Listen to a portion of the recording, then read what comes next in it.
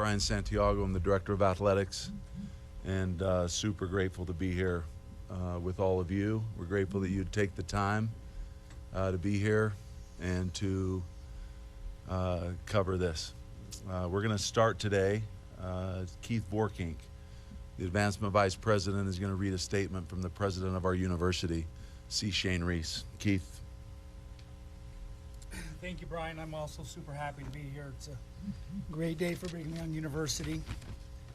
President Reese is traveling, invited me to read this statement. In many ways, Kalani Sitake is the public face of Brigham Young University. He leads our most prominent athletic team, and you couldn't ask for a better exemplar of the Christ-centered values for which this university stands.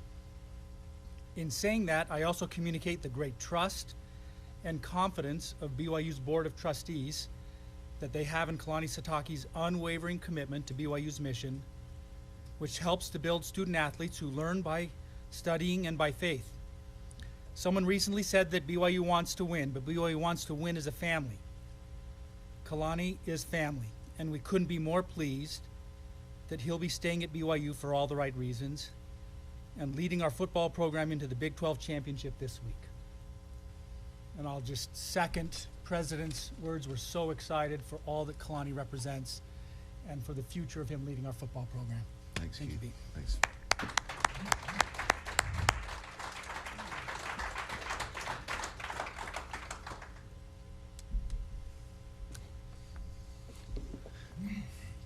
This, as I mentioned, is a pretty exciting day, and we're really excited to announce that Kalani Sitake is going to be BYU's football coach long into the future.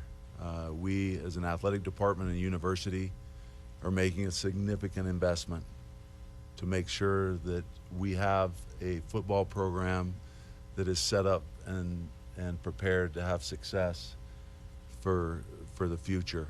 One of the things that's been most impressive in this process is what Kalani really is all about. This is a great football coach, but this is one of the great people on planet Earth. He's committed to everything that's good. He's committed to not only running a first-class football program, he's so committed to his staff, everyone in the building. He cares about every single person that is part of this program. And maybe most importantly, he's all in for these players. There weren't very many times in this process that he was talking about himself, talking about his own compensation. He was talking about, I want to take care of all the people around me. And that's what tells you a lot about Kalani Sitake. The other part of this that's pretty awesome is Kalani is in this with his family. Not only Timberly, his amazing wife, and his children, but his dad. And Pops is right back there. He's a big part of this program too. And we're grateful to you, Pops. Grateful to you for your commitment, not only to this program, but for raising such a great man in Kalani. I just want to add too, when you get in the trenches of college athletics, you want to do it every day with people that you love and that you can actually have a great time with. And I'm most excited about walking the path with Kalani and continuing to see him build men that aren't only going to do incredible things on the football field, but he's preparing these young men to go and change the world. And the culture that he's built here is second to none. And we're not just investing in a football program. We're investing in Kalani Sitake. I'm grateful to be here and sit next to him as the athletic director, but more importantly as a friend and a confidant. Let's go.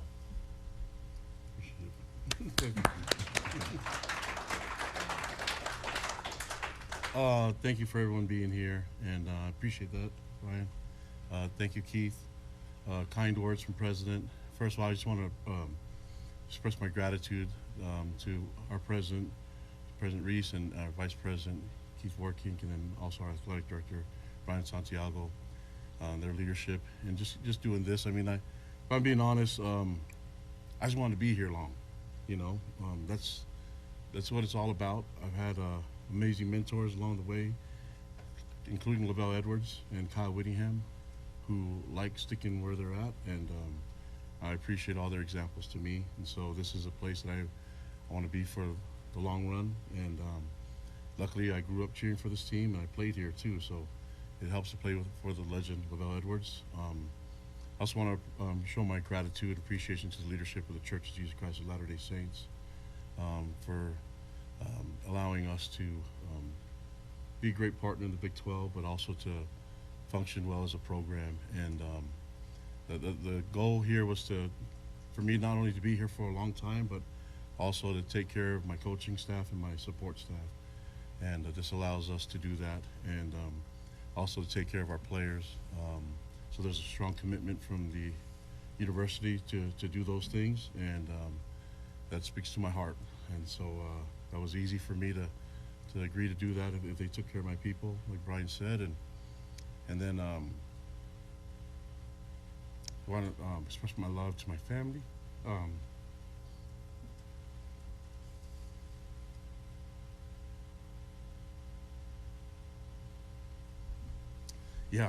Pops, and all my family. I mean, I got tons of cousins, you guys know.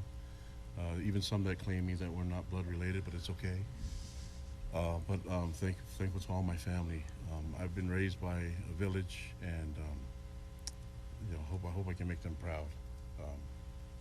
And so, with that, also want to express my love and appreciation to my best mentor, and that's my wife, Timberly, and my 4 children, Sky, Sadie, KK, Kalani Jr. we call him too, and then our baby girl Sylvia. So they've been amazing throughout the whole process, and they're the best supporters for us, and I appreciate them. Also want to tell the players how much I love them.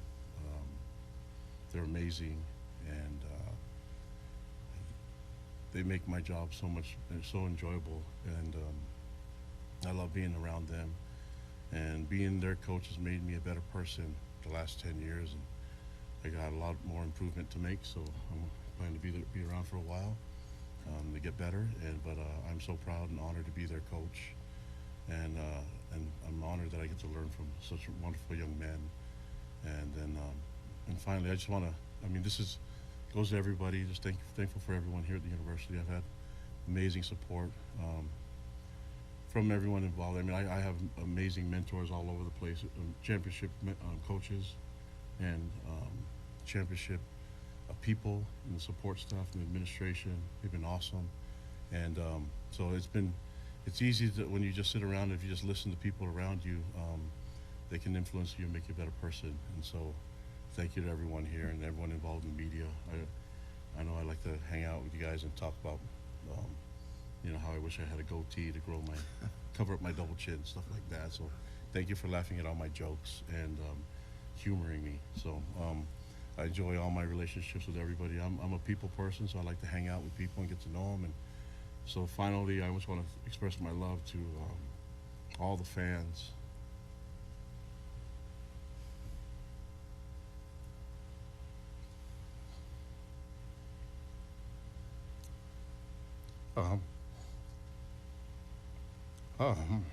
My wife said that the last day or so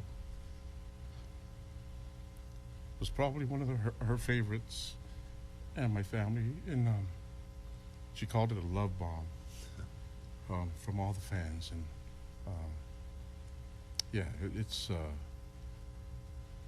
it's hard to leave when you have something so special, and you have amazing people that support us. And so I'm just grateful that I get to be around the amazing fans, and to make things easier, we'll just quit all the drama, and I'm here, that way people don't have to stop in the middle of the road. It's not safe, and roll the windows down and yell at me to stay. There's a student that sat out here by my parking spot with a sign, and I asked him how long he was waiting there, and he said a couple hours. He had no idea when I was going to be there, and gave him a hug and took a picture of him. But the fans all over the place. It's super special when social media can be toxic and dangerous sometimes and so negative. thank you for making it a loving place where my children can feel proud of their dad. And I could just be really proud of the friends that I got to make and the memories. And so those are things that we get to hang on to forever. And so I still have a goal of hugging every fan, every BYU fan. I got close in the last 10 years, but I feel like there's going to be more. So anyways, I want to get back to the game and the focus on the game. That's the goal here. I think that we can. I'm a low maintenance guy, so as you can see, I just came from practice, so this is what I wear. It's all free, and so I just plan on just let's get the focus back on the boys, back on us playing Texas Tech and this amazing conference with the Big 12 with a great commissioner like Brett Yormark, and looking forward to the matchup against Texas Tech this weekend. And let's have more fun with that. And we can just I can answer the questions from you guys, but we can just move on and know that this is settled and get back to the game. So love you guys. Go Cougs. Appreciate it.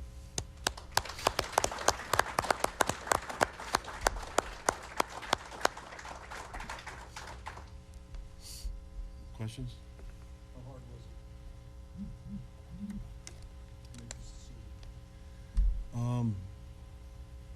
I just really never. I mean, I've been here a while, and for 10 years, I've had a lot of people that have been interested in talking, and I think that a lot of them have been aggressive, and it's one of those moments where you kind of, for me, it's like I never really thought about leaving ever, but I'm also a competitor, and I want to be able to take care of people, and this is just one of those moments where I felt like, us being in the Big 12, if we can make the right moves, and I don't really need to do this anywhere else, I can do it here. And I feel like we've got some great momentum, and I want to keep focused on the culture, but really, really tough, but not really that tough either, So I think for me it was, I don't know, after people start talking about it, it was, I talked about the love bomb. It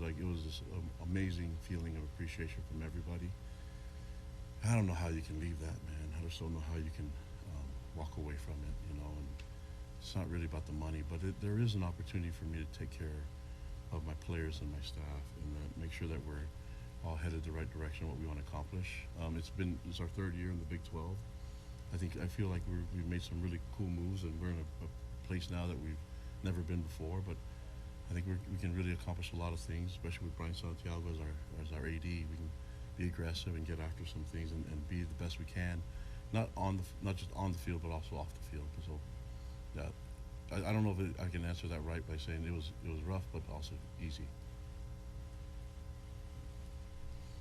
So Brian, you mentioned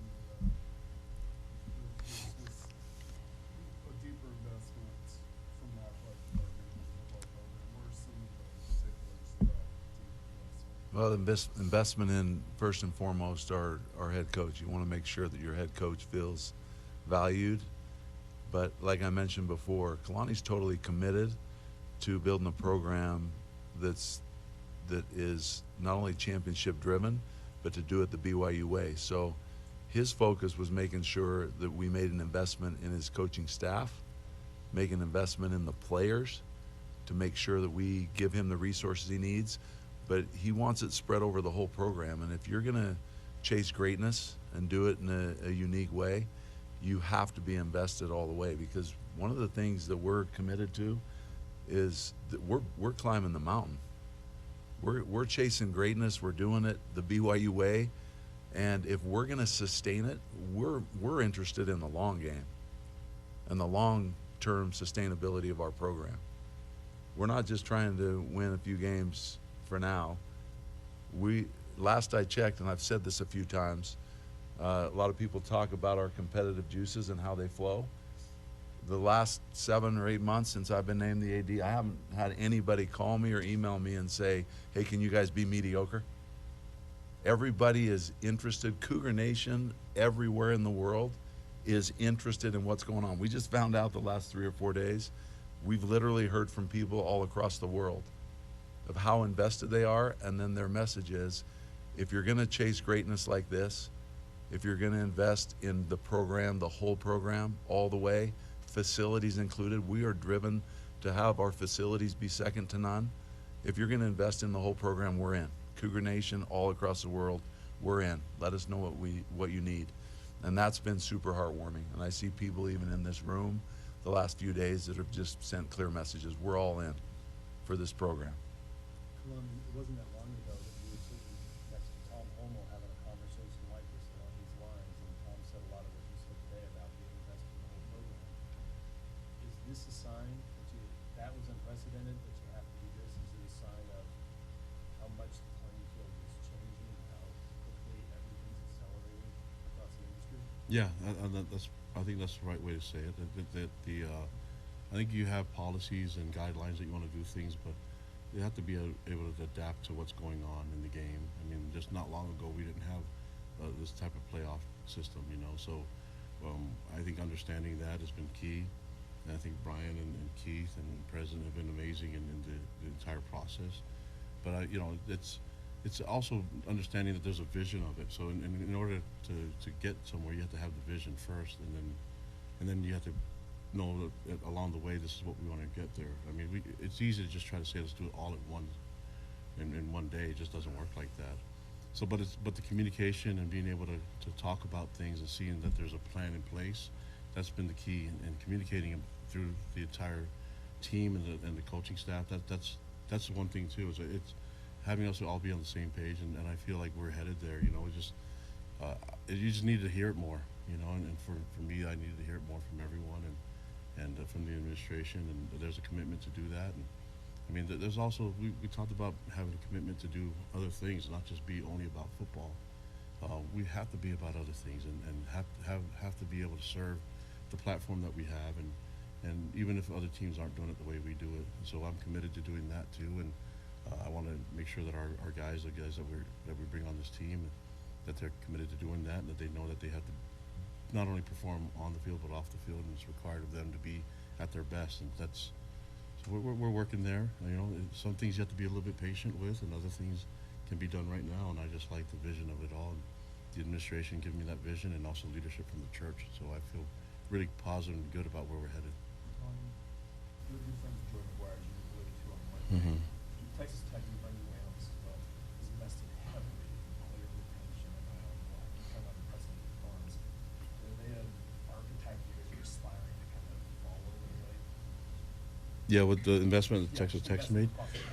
Yeah, I don't know if we're going to be the same way. It's not like we take the system that Texas Tech has and we use it for here. It won't work. BYU is unique and different, so we have to do it our own way. But there's got to be, there are some things that are similar, but I don't know, that game plan won't work here. And then I want young men that fit the system and fit what we're trying to get done here in the mission of our team, that's in alignment with the mission of the university and alignment with the mission of the church. And fortunately, there's a lot of young men that want to play football for that type of system and in that program. And you know, we're finding out quite a bit in the recruiting process that we can field a really good team doing it that way. But you have to also take care of some other things, which is kind of a given, you know. And so we're working through all of it.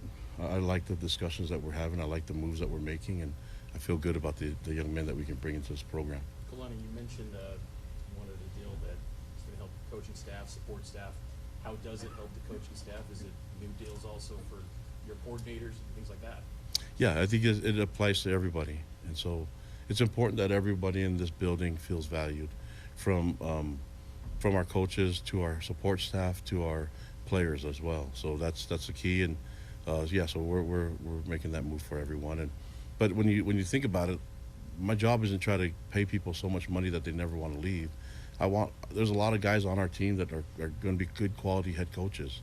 I noticed that when Lavelle was doing that and things were rolling, he was pumping out great NFL coaches, and I mean, Andy Reid's one of them. He's out there in Kansas City right now, and I appreciate his support, by the way, you know. And there's a lot of people out there that have gone through the system. So I'm trying to create a place where people want to get after our coaches and they want to hire them. That's a good sign for all of us. And so there's a little bit of both. I want to be able to retain coaches, but I also want to give them opportunities to move on if that's what they want to do. Brian, go ahead. Go. I was going to say, you brought up facilities being second to none. Yeah. what role does facilities play in this long-term investment in Kalani and the program? Well, you have to be in the game. And the one thing, and Kalani said it very, very well, one of the big game changers, and everyone in this room knows it, is when we joined the Big 12. It changed everything as far as the level of competition day in and day out, and the ability to compete at the very highest level and put yourself in a position like we're in right now. And Kalani's done a great job of adapting and adjusting to a brand new world of being in the Big 12. And we're super grateful for the Big 12. The other part of it, and to answer your question about facilities, is that recruiting is the lifeblood of a program. And one of the things that's been proven is that Kalani and this staff, and the reason why we have to have the right coaches in place, is because recruiting is everything.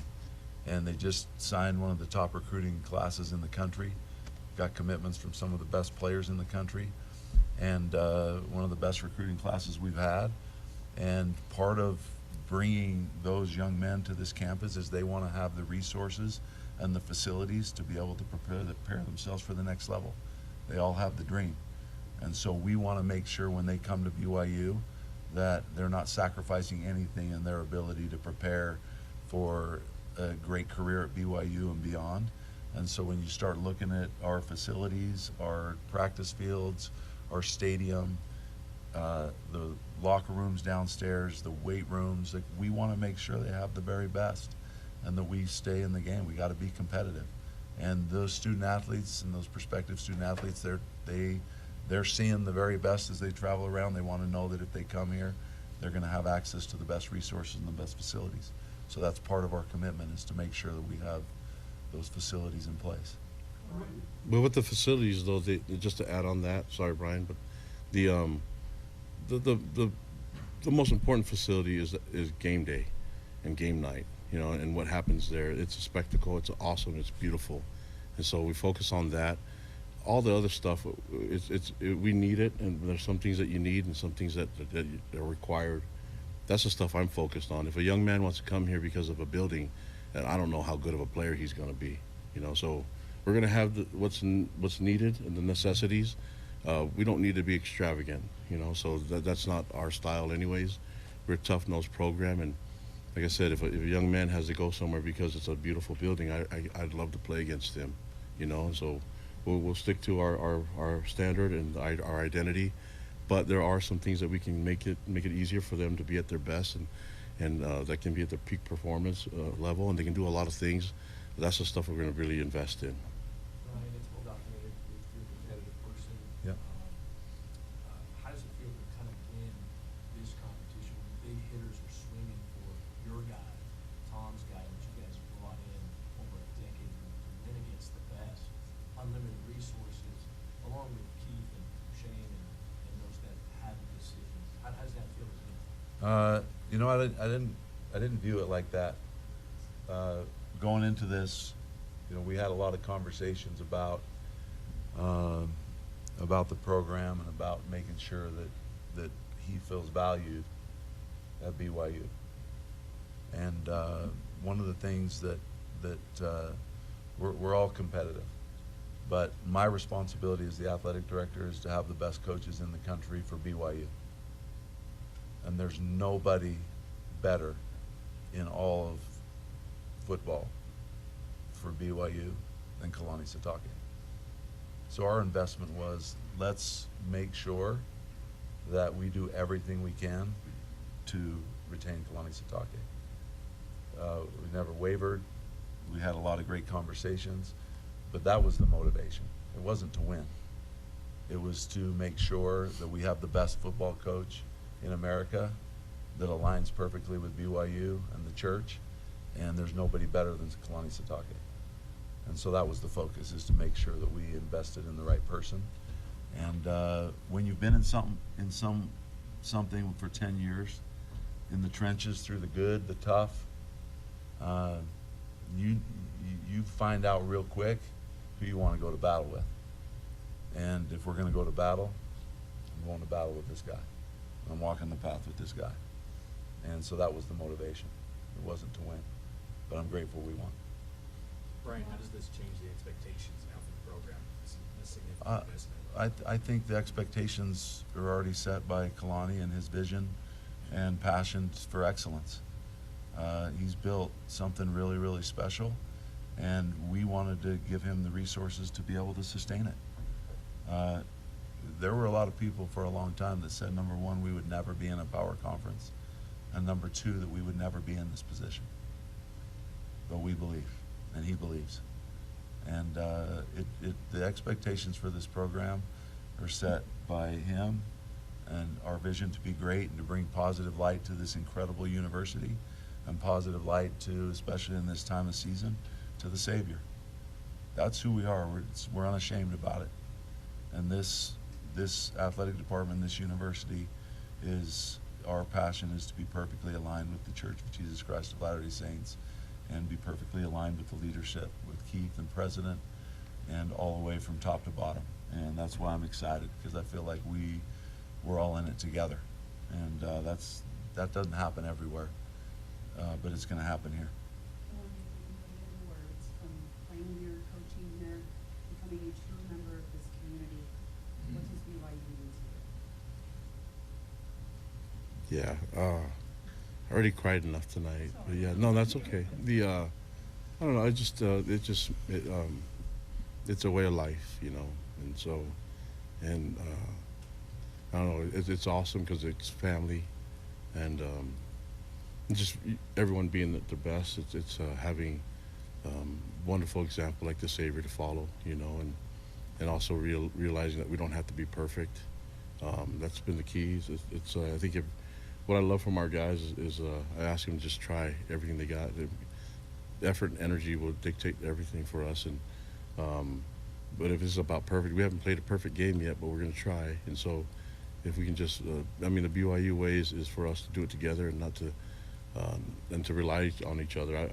I don't have all the answers. I remember 10 years ago when I got the job, I asked everyone to help me out, you know, and I think it was a call to all of Cougar Nation to help me recruit.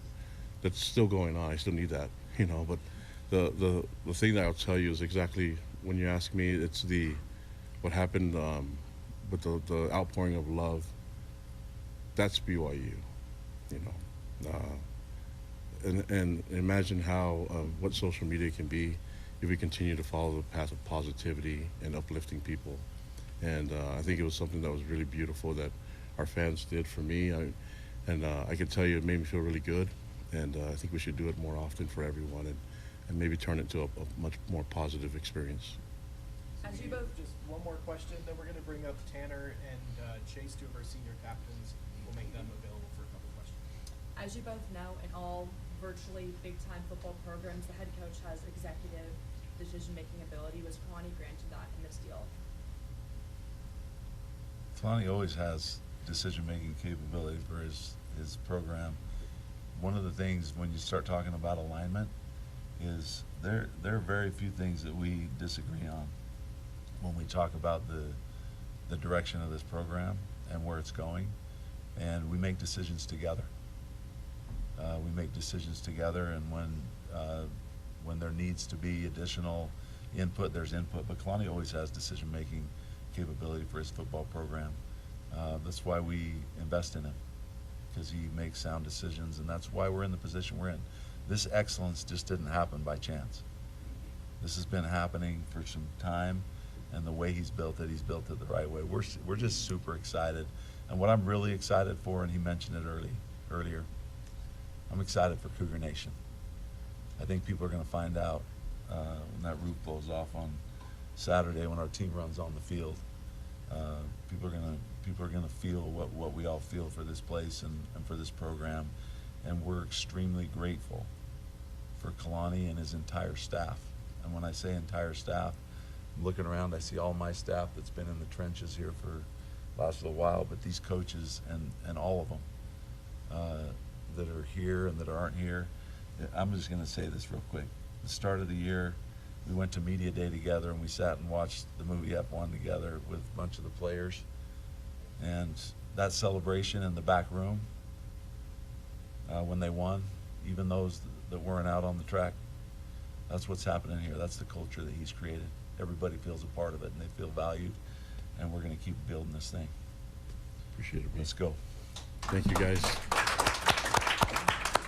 We out. Yeah. We'll let the handsome guys come in and answer questions. We'll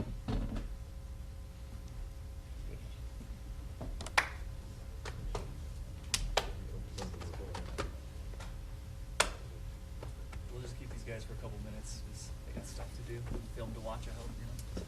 That's right. Go ahead and ask questions for you guys. Chase, how's it been, coach since you're Oh, that's such a peaceful feeling. I honestly was, if he left, I would have been super sad. I would have probably cried in my bed. And I'm not even coming back for the next year. So that shows the character of Kalani and how much we care about this program, and just knowing what he's done in the past and what we've been able to build the past few years and the years that we've been here. Like, to have that kind of taken away and to start like new would be really, really hard. So knowing that it's going to carry on and his culture and what he challenges us to do and what we strive to do as players, it's not just about football, but it's so much more. And Kalani's focus when we go into meetings, it's becoming like our Savior Jesus Christ. And players want to play for a guy like that. They want to become something, and they want to win games. And that's how you do it, is follow a guy like Kalani. And that's what we've seen the past 2 years as we've gone 22-3. So. For both of you guys, what has it been like to be led by Kalani throughout your careers, and what's your pitch to the future players that are evaluating BYU as their next one? I mean, I think, quite honestly, it's changed the trajectory of our lives. Like, he's impacted us as football players, but he's a leader of men, and I think that's why he is the perfect man for the job, is the kind of people that he's developing, right? 18-year-old kids come in the door and they leave, whether they're going to the NFL or out into, to work a traditional career, and they've been impacted for good by Kalani and his leadership because of the Christ-like leader that he is. And, for us, Chase and I, who've, been lucky enough to play for him, and this is our 5th season now, our 5th year playing under Kalani, he's significantly impacted who we are as people, as leaders, as sons, as brothers. Any label you could find for our life, he's had a touch point on that. And, this is the kind of man that, anyone would want to go to war with. And as Chase already touched on, some of the underclassmen, in conversations with us are probably like, why do you guys care so bad? Like, you're not even, like, he won't coach you again. It's like, no, but you don't understand how he's impacted us and impacted this place and how much it means to keep him here. Tanner, does Kalani represent BYU and not just in a lot of ways that they present themselves? Oh, absolutely. Yeah, he embodies exactly what our university strives to be and strives to represent, and he's perfectly aligned with that in all that he does. And for some people, they might mistake that for things that aren't true, right? People think preaching love and learn is weak in football, and that's not the case, right? We've seen clearly it must be working in the success that we're having on the field, and in the way that we're impacting the communities near and far. It's working. So just trust exactly what he's doing and know that it's having an amazing impact. Chase, you guys preparing to take on Texas Tech, how important was it for the team for this to happen before you guys take that field and continue your preparation? I think it's been huge to be able to obviously get rid of a distraction. But honestly, we've known Kalani and his love for us. Whatever happened, we were going to go out and play for him. We were going to go out and win a game. We've put in too much this season to let anything take away from what we want to accomplish on Saturday. And having this opportunity, it's one of the biggest games in BYU history. We understand that.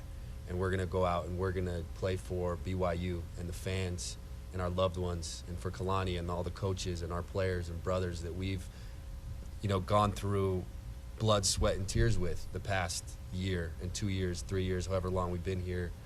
This is a moment that we pray for, that we dream of, that we go into meetings manifesting every single time. So it was going to be the same either way. It's nice to get a little distraction away from the fans and everything that's happening. But as players, we've bought in already, and we knew what we were going to do and want to accomplish, and we were going to go win this game. Cam, can you take us through the moment when you guys found out what that was like? A little bit of videos kind of leaked out there, but what was it like for you guys? Yeah. Just at the end of practice today in the IPF, Kalani brought it up and, just let us know that he was here. He's going to be our coach. He's staying. And, we immediately just surrounded him, hugged him, celebrating. They were throwing water everywhere. Just if you watch the cut, like imagine like what it is like in the locker room. Pretty similar vibe. And just those pure and true emotions from our team. Like we love this man. We love playing for him, and that news was huge for us. And I think the large majority of us anticipated that and expected that, knowing his commitment to us and to the school. So, but that was a special moment. Chase, after the Texas Tech game, you essentially said we're going to see these guys again. Some people thought it was over the top, I guess, by the end of the news. Does it feel like you manifested this? No, yeah, I knew we were going to do it. I promised you guys, so I fulfilled it. My promise to Cougar Nation that we were going to meet him again in the Big 12 championship. I had full confidence. I know our head coach did too, and I can always count on if he says it, then I can say it too. So because I trust him and I love him, so I'm gonna say things that I truly believe, and then we're gonna go out and then follow it up, and we're here. And it's exciting to be able to have this opportunity. I know the impact that this can have on BYU and the fans and the people having an opportunity to go to the playoff, and we all understand that. And we're gonna go leave our hearts out on the field for all of you guys. Chance, maybe outside the program, people expected you guys to be at this point when the season started, breaking true freshman quarterback and all that. Having reached this point, does it feel satisfying what you guys overcame to get to this point? Yeah, it's been amazing. Like I said, our head coach knew that we were going to be in this position, so I think it bled into our team. So we were super surprised that we're at this point and that we're in the Big 12 championship. We're just ready. We're ready to go. We've been talking about it since day one, even with the freshman quarterback standing there, not knowing what's going to happen. But we were manifesting it, and I felt it the moment I arrived here at BYU 5 years ago that my senior year, when I was about to leave, we were going to be at a point, especially when we entered the Big 12, where we're one of the top teams in the nation, and that we're going to be a powerhouse for a while. And I remember a recruiting visit where the players were able to speak to the parents, and that's exactly what we were saying. Just wait. It's going to happen.